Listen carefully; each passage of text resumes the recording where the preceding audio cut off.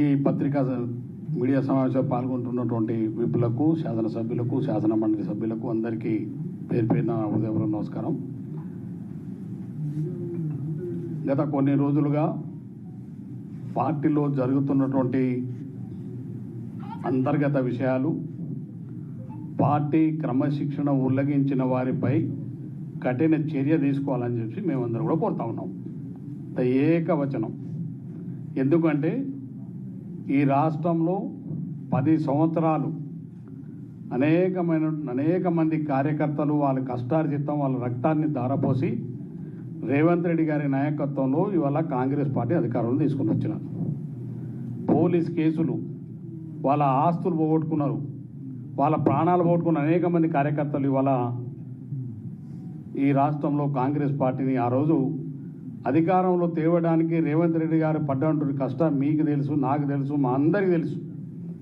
వారి నాయకత్వంలో కాంగ్రెస్ పార్టీ సోనియా గాంధీ, రాహుల్ గాంధీ గారి యొక్క ఆశీస్సులతోటి ఈ రాష్ట్రంలో కాంగ్రెస్ పార్టీ అధికారంలోకి వచ్చింది. అధికారంలోకి వచ్చినటువంటి కాంగ్రెస్ పార్టీ ప్రభుత్వం చేపడుతున్నటువంటి సంక్షేమ కార్యక్రమాలు, అభివృద్ధి కార్యక్రమాల్ని ఆయన ఉన్నటువంటి క్యాబినెట్లో ఉన్నటువంటి మంత్రి వారి యొక్క కుటుంబ సభ్యులు మాట్లాడుతూ తీరుని గ్రామీణ స్థాయి కార్యకర్తలు కూడా అసహించుకునే విధంగా ఇవాళ మేమందరం కూడా దాన్ని పూర్తిగా ఖండిస్తూ ఉన్నాం. కాంగ్రెస్ అధిష్టానానికి మేము ఒకటే కోరుతా ఉన్నాం, మనం అందరం కూడా పార్టీ బతినే అందరం బతుకుతాం. పార్టీ నష్టం జరిగితే ముఖ్యమంత్రి గారిని బలపరచాలనే ప్రతిపక్షాల కుట్రను వీళ్ళు అమలు చేస్తూనే ఉన్నారు. వీరు అమలు చేసేటువంటి కుట్ర ఇది చాలామందికి అర్థం అవుతుంది. తెలంగాణ ప్రజలు కూడా అర్థం చేసుకుంటున్నారు. మీరు ఆయుధాలు వాళ్ళ చేతికి ఇవ్వడం అంటేనే మీరు మాట్లాడే విధానం, ప్రభుత్వాన్ని మీరు విమర్శించే విధానం, ముఖ్యమంత్రి రేవంత్ రెడ్డి గారిని బలహీనపరచాలనేటువంటి కుట్రను, ప్రతిపక్షాల ఆలోచనల్ని మీరు అమలు చేస్తున్న తీరును మేము తీవ్రంగా ఖండిస్తున్నాం. దాన్ని తెలంగాణ రాష్ట్ర ప్రజలు కూడా అర్థం చేసుకుంటున్నారు. అదేవిధంగా తెలంగాణ రాష్ట్రంలో ప్రతి కాంగ్రెస్ పార్టీ కార్యకర్త కూడా అర్థం చేసుకుంటున్నారు. ఎవరు మాట్లాడినా ఇంతకుముందు మాట్లాడుతున్నారు, చిన్నారెడ్డి గారు మాట్లాడినా, ఇంకో రాజగోపాల్ రెడ్డి గారు మాట్లాడినా, బాలునాయక్ మాట్లాడినా, క్రమశిక్షణ ఉల్లంఘించి కాంగ్రెస్ పార్టీ ప్రభుత్వాన్ని బలహీనపరిచేటువంటి కార్యక్రమాలు ఎవరు చేసినా, ముఖ్యమంత్రి గారిని బలహీనపరిచే, ముఖ్యమంత్రికి కాంగ్రెస్ పార్టీ ప్రభుత్వాన్ని బలహీనపరిచే పని ఎవరు చేసినా వారిపైన కఠినమైనటువంటి చర్య తీసుకోవాలని చెప్పేసి మేము అధిష్టానాన్ని కోరుతా ఉన్నాం. ఎందుకంటే కాంగ్రెస్ పార్టీ ప్రభుత్వం ఇవాళ ప్రజల సంక్షేమం, ప్రజలు ఇవాళ సంతోషంగా ఉన్నారు ముఖ్యమంత్రి గారు రేవంత్ గారి పట్ల. వీళ్ళందరూ మీరు ఎన్ని కుప్పగంతులు వేసినా, మీరు ఎన్ని చేసినా ఈ రాష్ట్రంలో తిరిగి మళ్ళీ కాంగ్రెస్ పార్టీకి అధికారంలో రావడం ఖాయం. రేవంత్ రెడ్డి గారి నాయకత్వంలో రెండోసారి కాంగ్రెస్ పార్టీ అధికారంలోకి వస్తుంది. వారి నాయకత్వంలో కాంగ్రెస్ పార్టీ ప్రభుత్వం ఏర్పడుతుంది. మీరు ఎన్ని కుట్రలు ఇందులో ఉండి చేసినా, వారి ఆలోచనలు మీరు అమలు చేసినా, కానీ తెలంగాణ ప్రజలు, తెలంగాణ కాంగ్రెస్ పార్టీ కార్యకర్తలు మళ్ళీ రేవంత్ రెడ్డి గారి నాయకత్వాన్ని బలపరిస్తే ముందుకెళ్తున్నారు. అందుకనే క్రమశిక్షణ చర్యకు లోబడి మొన్న పిసిసి అధ్యక్షులు గారిని కానీ, మేము అదేవిధంగా ఏఐసిసి ఇన్ఛార్జి మీనాక్షి మేడం గారికి కానీ, రాహుల్ గాంధీ, సోనియా గాంధీ, మల్లికార్జున ఖర్గే గారిని కోరుతా ఉన్నాం. కాంగ్రెస్ పార్టీ క్రమశిక్షణ ఉల్లంఘించి మాట్లాడిన వాడికి క్రమశిక్షణ చర్య తీసుకోండి. షోకాస్ నోటితోటి వదిలిపెట్టకండి. ఎందుకంటే వీరందరూ కూడా ఏ వారో బలహీనపరచలేరు, ప్రభుత్వాన్ని బలహీనపరుస్తున్నారు, కాంగ్రెస్ పార్టీని బలహీనపరుస్తున్నారు, మా అందరి భవిష్యత్తును బలహీనపరుస్తున్నారు, తెలంగాణ ప్రజల ఆశలను బలహీనపరుస్తున్నారు. కాబట్టి వారిపైన కఠినమైన చర్యలు తీసుకోవాలి. అది ఎవరైనా కావచ్చు, కులంతో సంబంధం లేదు, హోదాతోటి సంబంధం లేదు.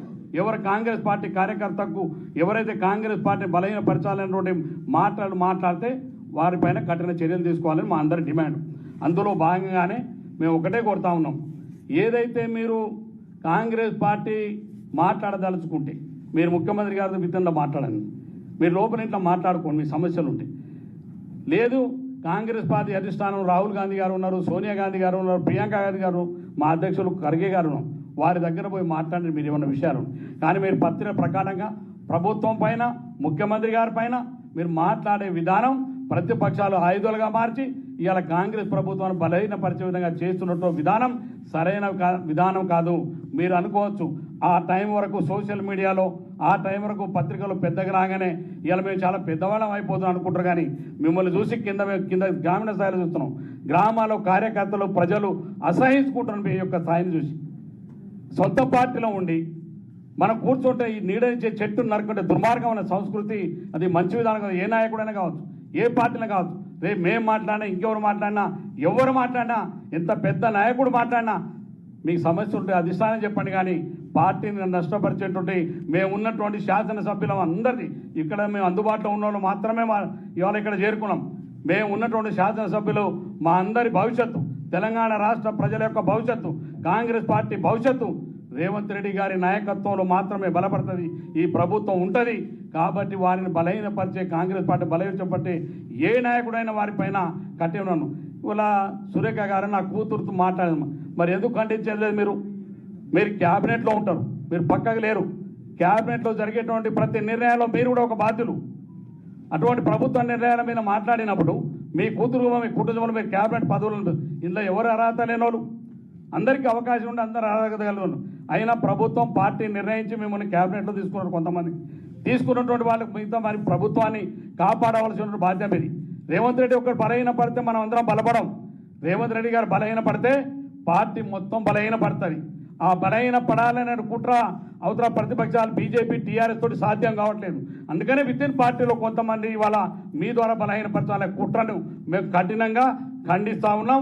వారిపైన కఠినమైన చర్య తీసుకోవాలని కాంగ్రెస్ పార్టీ అధిష్టానాన్ని కోరుతూ అందరు, నా ఒక్క అభిప్రాయం కాదు, అందరు శాసనసభ్యుల అభిప్రాయాన్ని మేము ఇలా ఈ సభ ద్వారా తెలియజేస్తాము. ధన్యవాదాలు.